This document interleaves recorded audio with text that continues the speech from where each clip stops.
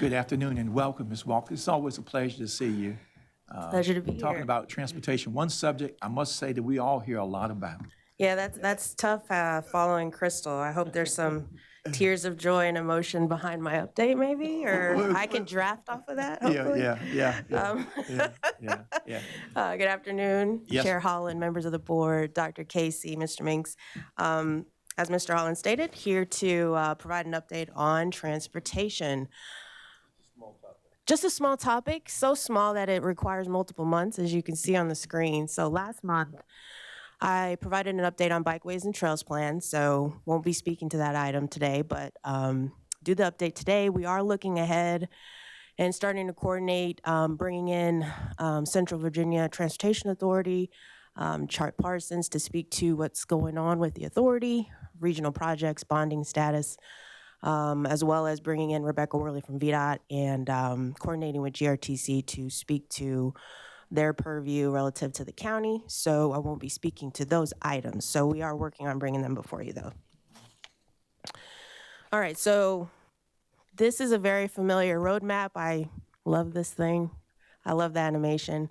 It speaks to the process that is developing infrastructure. Before I get into delivering projects, a lot of what our 11-team crew does is on the front end. So we're constantly studying what needs we have, identifying solutions, working with you, the citizens, the vision documents that guide us to try to prioritize solutions. Once we do that, what is the scope? How much is it going to cost? Actively all year round, trying to find funding, submitting applications to advance these projects that we need to get done. Key takeaway here, 2 to 6 years. Again, anytime I have an opportunity to put out there, kind of set an expectation on how long it takes to deliver infrastructure projects, funding, by the time you apply and if you're successful, gets programmed, it could be 2 to 6 years before your money is available to you to start working on the project. Once you have the money, obviously you work with your consultants and you come up with your plans, your construction plans, you go through public involvement, environmental review. And then once you get through that, you have to have access that you may, if you don't have rights to you don't have the right of way to do what you need to do, you have to work through that, move utilities that are out of the way. So construction, by the time you work through all that, you're ready to roll. And we are pretty aggressive on setting schedules. I know, again, we don't move fast enough probably as people would like, but our little feet under the water are moving, and we try to set schedules that are aggressive. And by the end of that process, you have a completed project. And I'm going to highlight some of those for you today. Sure. Mr. Chair, while we're on this slide, though, I think it's important for the community to understand that you may get funding for preliminary engineering, Right. but not full funding for the whole project. Right. But many times, if you can get the preliminary engineering funding and bring it to 30%, it helps that project to score better when trying to get other funding. So you'll see sometimes where, whether it's CVTA or even some other funding sources, actually give you the preliminary engineering stuff so you can actually get it to the next level and actually hopefully score better in the process and get more money. And I know that's a lot more to put on your slide, but I think if you look at it this way, people think, well, you get all the money at one time, why aren't you not doing these other things? But you actually do, and it helps you get through it. So thank you. Good point. Thank you. So funding sources, right? So now we know we have an issue, we've identified a solution, we know how much it's going to cost. Here is across the top in blue are the various funding sources that we utilize, pursue, the main ones.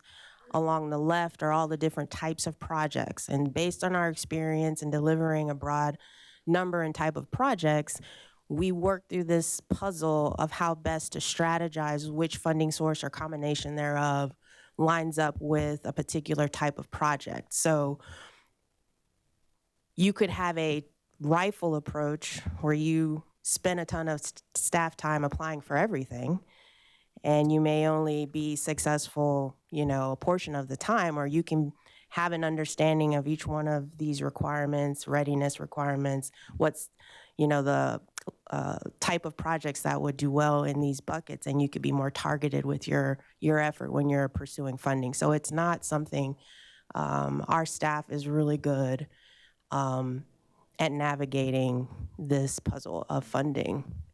So much so, we have an unfunded list of over, billions of dollars of needs, of course. We're always applying to try to advance projects to address those needs. In our program now, we have over $800 million of investment on the books.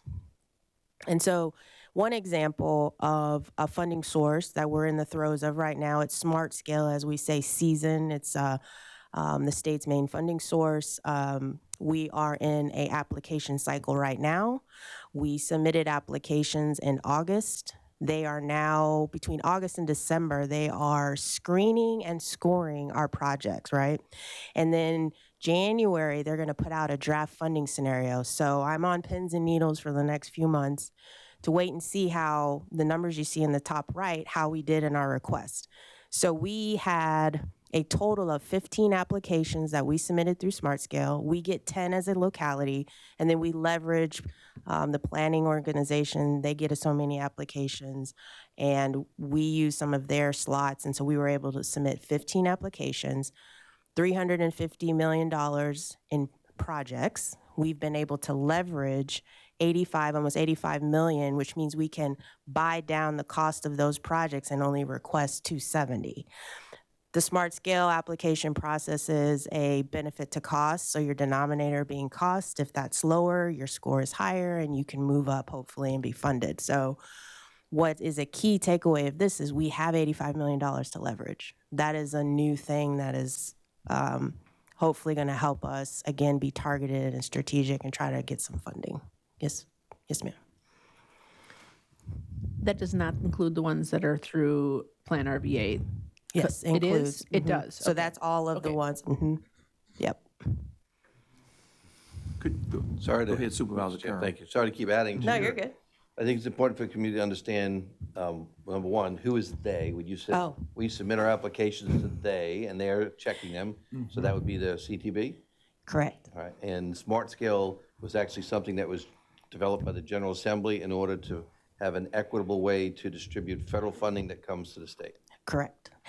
And to pile on to that explanation, thank you, to fully fund projects. So back in the day, you would get a hit of money, maybe your scope changes, and then they push your project out while they try to find more money, and projects would kind of sit on the books. That was one of their justifications. These are fully funded once they're in the system. Yeah.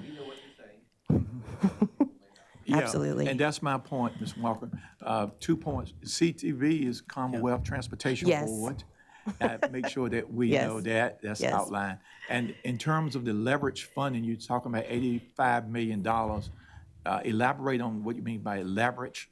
Elaborate on that for us so that the citizens might know what you mean by that. Sure. So, for example, we are resubmitting, we were unsuccessful last round, Whole Street widening between Woodlake and Otterdale.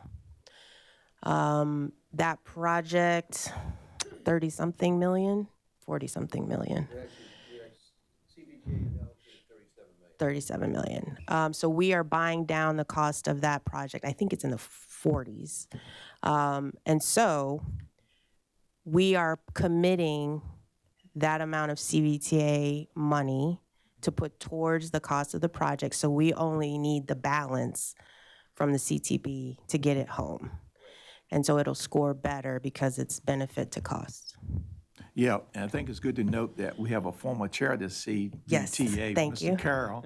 That's why he's forget about making those comments regarding his former organization. Well, he's currently still in the organization. Yes. But he's a former chair of that organization, president, if you will.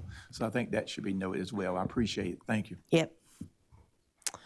So, kind of where we are with our program, and again, how successful we've been.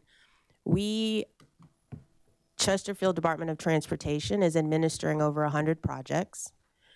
The bottom table is center of the slide. You see that total of 113. That's how many projects that we have funded that we are managing. It should be noted that there are another 12 or 15 that VDOT is administering. They're Chesterfield projects located in Chesterfield, benefiting Chesterfield residents that we actually helped secure funding for, but they are administering. So that's another 12, 15 projects, another 80 or so million dollars. But our program that we're managing is over $800 million in investment in road projects. Again, the bottom table shows $81 million across 26 projects that are funded, but we haven't started design yet. And then we have another 77, and you can see how many are in construction as it moves through the project pipeline. And real quick on the pie charts, I think it's really telling, kind of speaks to the diversity of Chesterfield County, and again, how adept we are of trying to serve a lot of varying needs. So in the pie chart to the left, that summarizes the mix of projects by number. So the largest pie is bike ped. We have 50, gosh, even with my glasses, 50 projects, 44% of our program is bike ped. So that speaks to where we are. You guys get the calls. We get the calls. People want to be mobile. They want to have mobility options. So it makes sense that it represents a portion in terms of number. If you look to the pie chart to the right, the light blue, the big pie, is new alignments, so new roads. And then the next biggest one is road widenings. So between road widenings and new roads, that makes up half of our program. And that speaks to the growth that we have in the county. We still have a lot of infrastructure that needs to be built out. And so this kind of speaks to the varying and then everything in between. So we have a lot of projects, a lot of types of projects, varying mix. Yes, sir. Chair, I think it's probably good to point out, because some people may look at that slide on the left and go, 50% is bike paths. What are you, crazy? But what they have to understand is some big dollars that are part of that is money that was allocated to the CVTA for the Fall Line Trail. Well, I pulled that out. Yeah, right. Yep. But, well, you're not wrong. You're not wrong. We have some Route 1 sections that are in that number. I pulled out the big Design Build 2 one. That's to the south. Yeah, that's in the VDOT numbers. But we do have Route 1 portions that you're right. We have 5 or 6 projects on Route 1. Yep. And to clarify too, the one on the left is volume of projects. Yes. So you may be doing something that's 50 feet. I'm Yes. aware of like 20 projects that are 50 feet. So it's going to consume that. Whereas one project of a major road interchange Correct. is considered one, even that's millions upon millions of dollars. Correct. Correct. And, there was some director judgment on, the projects may be a widening project, right? But it has a signal and a roundabout and a shared use path, but I would categorize it as a widening. So, but it gives you scale of kind of what we're looking at as a program.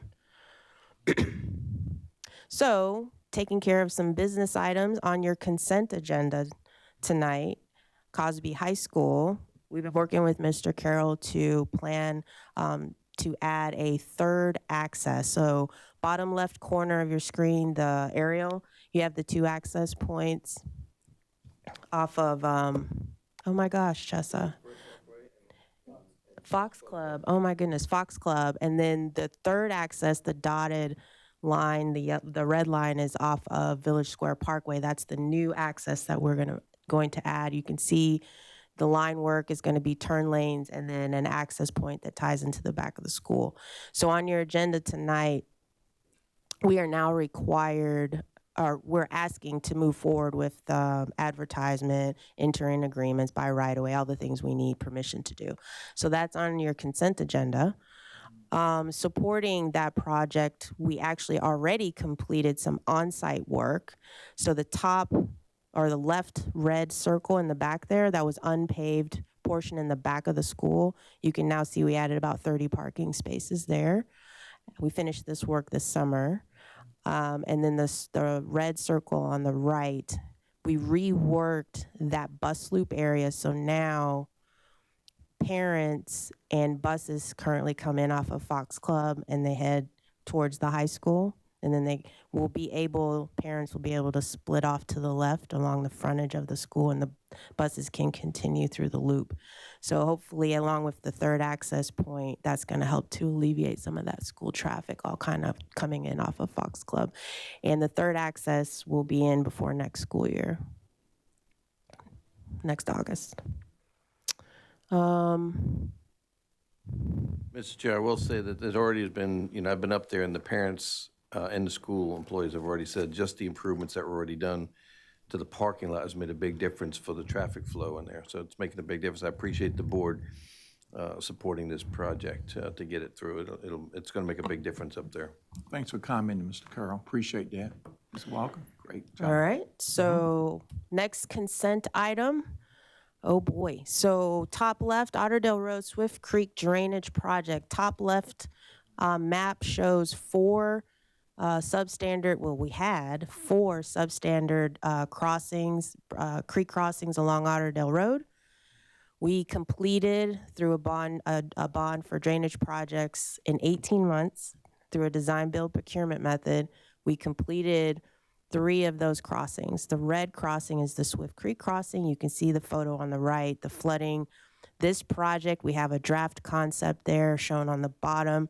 North is to the right. As you head north from Genito Roundabout, we will realign a horizontal curve. We'll build the road up 10 to 15 feet out of the floodplain, and so that it will be passable in a 100-year storm. So this is going to be funded through the recent bond project, transportation bonds, and it is on your consent agenda tonight because we are now required to get y'all's approval before we use a design build procurement method. So that will allow us to move, we estimate 6+ months or so faster. So that's on your consent agenda tonight as well. Real quick on tolls, I just want to hit on an update here. Powhite Parkway, we talk about Powhite a lot. We're working on the extension west and south of 288. So phase 1 is the red line, yellow is phase 1 is red, yellow is phase 2. 1 is in design, phase 2 is clearing the NEPA alignment for that, where the road's going to go. But I wanted to know we are not planning to toll the extension that we're working on, and the VDOT portion that's in orange, those tolls will be removed in 2 years, 2027. So that will be of great, I'm sure, appreciation, or, make Chesterfield residents pretty happy. So that toll will go away. The RMTA toll, which is the blue section that crosses the James River, will remain in place until 2041. Yeah, well, I want to emphasize, I'm so pleased you said no tolls. I have been a strong advocate for many years for no tolls. I can remember, I don't know if you all can, when we had tolls on 95. Yes. 95 cents. That was pretty and neat, they but went I heard, away. And that's the one thing about funding and tolls, they never seem to go away. But fortunately, that toll is going away, and it's my hope that in 2041, the other tolls for Chesterfield citizens will go away as well. So we'll find other sources of funding for that. And I just want to say that as a former RMTA board member, I saw that, but we have to live with the decisions of the past. Prior to my getting there, that was a decision made. Dr. Casey. And just to follow up on Ms. Walker and your comments, sir, is an appreciation also goes to VDOT. I mean, it sort of honored the agreements from many years ago. It took the debt financing in their manners to help fund the infrastructure that was needed, that the tolls helped support. It was a complicated deal many years ago, but it has come to fruition and it's over. So we could have easily continued the tolls and used those monies to build incremental portions of the Powhite. But as the CVTA is shown to be a strong funding source incrementally, or the debt issuance that was done, as well as what could hopefully be federal and state roles in the further extension all the way to Hull Street, that when you put up a toll, there's a natural behavior of people to not drive on it. So if we want to alleviate congestion, 1 + 1 = 2. And in this case means no tolls mean people will use the infrastructure. Absolutely, and appreciate that. Thank you for saying that. Sure, I had I want nothing to see to do that with toll it. sign coming down. I want to be there. I want to be there. You'll have a ribbon cutting for Okay, that one. thank you. All right, so let's celebrate some wins. Superstreet project, Route 10 is done, completed, finite. This project predates me. I get to tease Jesse that I was the director that finished it. But it was a 8-lane widening of Route 10, some widening on Meadowville Road, and then the Super Street concept, which is an innovative intersection concept, which was new to the county, new to Virginia, has been completed as of spring of this year and open to the public. So I think this is a gorgeous high resolution shot of the R-cut intersection of Route 10 and Meadowdale, and we are actually going to be framing this and putting it up in our lobby. We actually had a poll. We have 5 different shots, some at night, different angles, and we're voting on which one we want to frame. So it's pretty significant that we've been able to get this project done. And then the other takeaway, again, I want to call attention as much as I can that it may feel like we have a lot of competing priorities and that we're trying to move everything along at one time. But if we set a vision, we prioritize things, and we put our head down, we can start ticking things off. And what you see here is over 20 years, over $100 million of investment in this Route 10 corridor that extends from Route 1 over to 295 to support the long-term stability of the jobs and the people that live out here. So we have had a number of projects, from the access management project that was completed, Route 1 to 95. We added a second on-ramp from westbound Route 10 to northbound 95, the orange circle. We finished that. The red line was adding widening across the railroad tracks there. And then, of course, the Super Street project. So we have done a good job of keeping our head down and plugging away at this. We have a couple more things in the works in the quarter that we need to do. We have another phase at the interchange. We were successful in securing the funding that is building the auxiliary lanes on 95 between Route 10 and 288. We found that money, and VDOT is administering it. And Mr. Engel, if you Yeah, I just wanted to say, we have schools that are coming down and we save bricks. And we had people on this project that asked if, when we did the demolition of the construction barrels and cones, if they could come by and pick one of them up as a souvenir. And thank you for getting it done. Yeah, it was a slug, but we got there. All right. Another road project. Everyone in this room drives through Route 10 on the way to the county complex, so we see this every day. This is widening Route 10 to 6 lanes through 288, heading towards the county complex. Again, I would say that the bigger picture is area improvements. It's not just the widening project that we finished last year, but on the right, you see a map, and you see a Nash Road extension, which is going to provide some relief and split traffic between Beach and Nash. You see a brown dotted line, that's the courthouse shared use path that I think we're on our 3rd phase right now. We're trying to make our way up to Pocahontas. We're going to start the courthouse road extension project. This middle graphic is actually going to be metering. You know how in the morning you have all the school traffic? People are coming down Route 288 southbound and they head east on 10 and everybody's weaving over. So we're going to be signalizing that, and that'll be metering traffic so that weaving movement will be mitigated. And then it doesn't preclude the long-term solution that we'll need 20 years from now, which is actually a Parklow interchange. And then, of course, we have the Nash Road extension construction photos on the left there.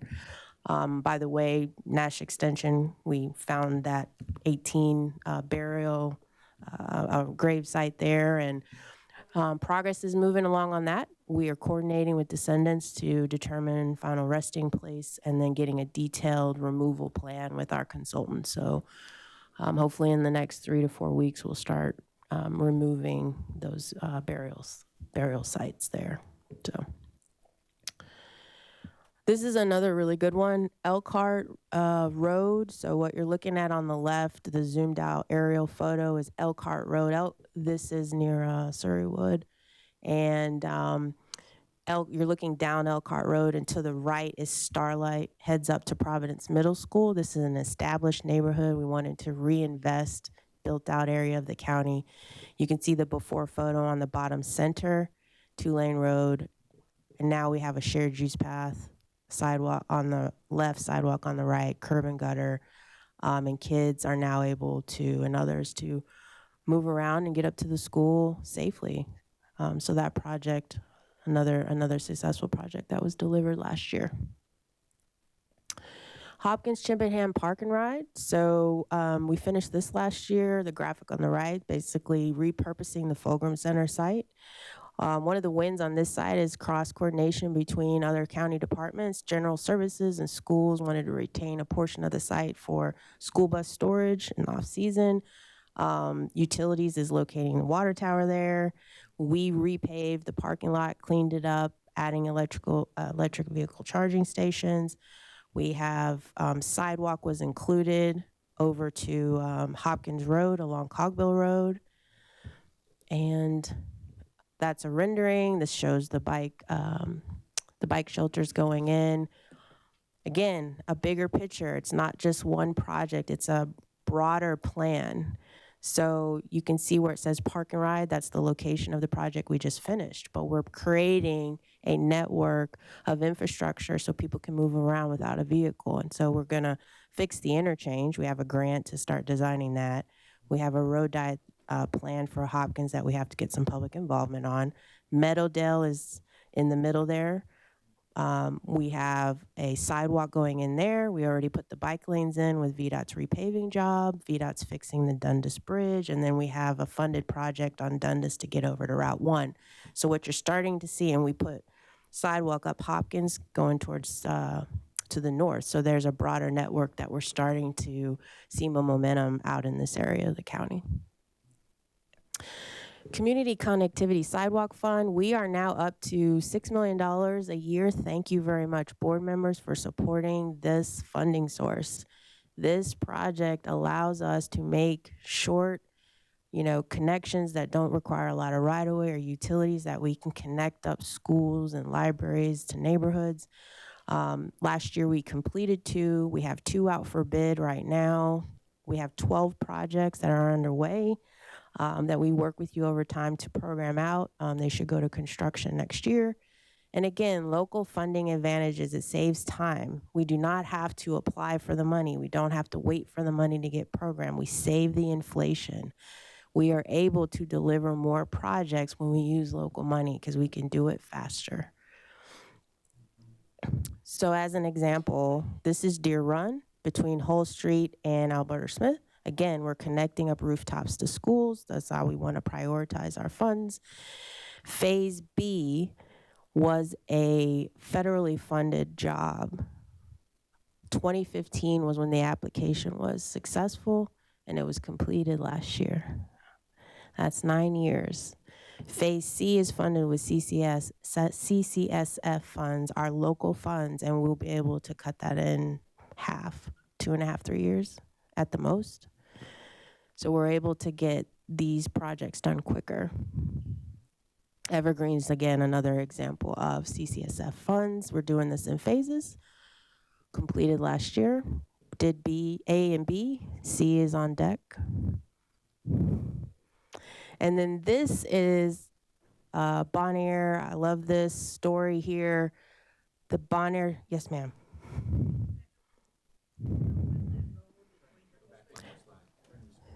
Sorry. So Do you know when the road is going to open up that goes back behind and connects to Sheets there? Because that would ease a lot of the school situation for schools. absolutely, yeah, we received that question, and Jesse, I think you said it was mid-October. Yep. Been waiting on that one. So that will punch out to the west and tie back into Lux. So that will really help. So Bonaire, special area plan adopted in 2015.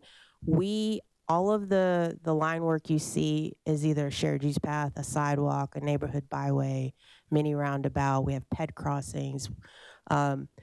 These were the mobility recommendations that came out of the plan that we've been working on since the plan was adopted, and we're up to $12 million in projects. And here are the gorgeous projects. Shared use path that you can see off-road. Ped bridge is gorgeous, looks inviting. I might put my shoes on and go. I'm not much of a walker, but I would do that. And the Bonaire Elementary School, the path goes around Bonaire Elementary School. You can see the path there by Bonaire Library. Just a gorgeous project. And then sidewalk, we put sidewalk down Pulliam, and we put it down McCrae and Polk in front of the school. If you see the Polk photo on the top right, you see the paver out there. We actually had extra funds and we're able to do some extra paving out there.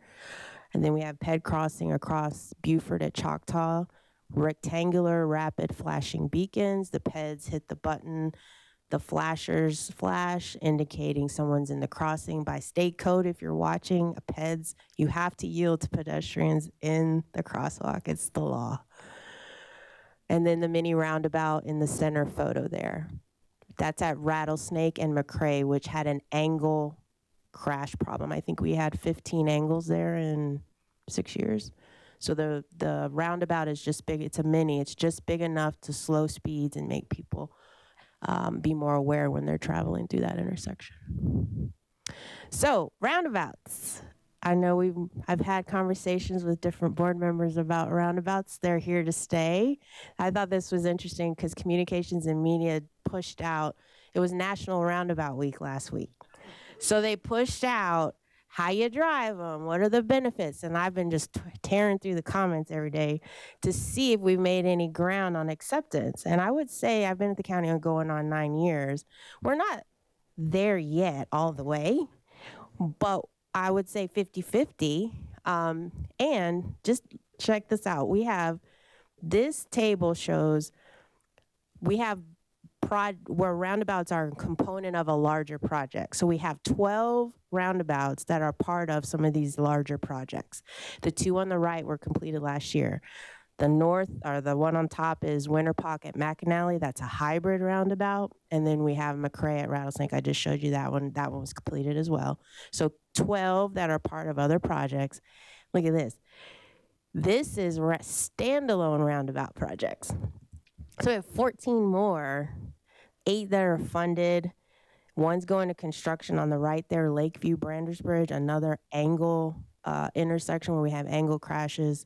And then we have 6 applications in right now to fund, and that's $87.6 million in roundabouts, plus the ones that are part of these. So we have 26 roundabouts on either on deck or, if we get the funding, we'll have 26. So they mitigate angle crashes, they temper speeds, and they operate efficiently. So, and then lastly, just really want to, I didn't check with you, Mr. Carroll, but I used your photo, if you don't mind. The Ettrick train station, I just want to highlight again, they had secured some funds to make sure that the train station gets the funding it needs to be brought up to ADA and modernized and safe. And so they actually got were successful through Ms. McClellan for another $1 million community project funding, which you were at the ceremony for. So we reached out to get an update on the train station upgrades, and they're supposed to be starting this summer. And they said it would expect it to take a year. So that's good. It's moving. And thank you. I'm saying thank you too to you. Thank you for sharing that. Sure. I so much appreciate it.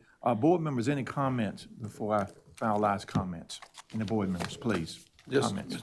In reference to the roundabout at on Winterpock Road in McAnally. yes. So there was a lot of consternation from the Yes, community when there it first was. went in. And I have to say, one of the complainers, actually, after about 2 months, called me up. He goes, "All right, I was wrong. This roundabout works good, and people are slowing down." Good. And I was like, "Okay, I like it." So Excellent. they work. All of our traffic enforcement stuff speed signs, pedestrian crossings, they would all work if people just followed the law. They would all work. Amen. Thank you very much, Ms. Carroll. Any other comments? First of all, I want to thank you for an exceptional job that you've been doing. Thank you. Sometimes we don't always get to say that. I appreciate all your hard work on the projects you mentioned in terms of the courthouse extension. When do you anticipate that commencing or starting? So we took the last few months to coordinate internally across. So we have to come out with a location meeting to get buy-in on the alignment. Where should the road connect from here to here? So we have that teed up. I need to give you a briefing on the alignments that are on the table, and then we're gonna rock and roll. Letters will go out to meet with owners that are adjacent to the alignments, and then Yes. we'll have a bigger community meeting to get input. Thank you. And then from there, design will roll. Appreciate that. One area of concern going forward in the future is many of our older neighborhoods and VDOT repaving some of those neighborhood roads. I would like to have some scope and idea as we move forward. I think that would come out of secondary road funding, probably, would it not? I'm not sure the bucket it would come from, but that's an area of concern because I have a number of older neighborhoods that probably should be looked at in that regard. Yeah, and I think that is a decision we'll have to work with you guys on, because we want to hold VDOT accountable to do the Yes. maintenance they need to do, but we know it doesn't meet our standards or even their own, admittedly. And so how much as a board do we want to put towards that?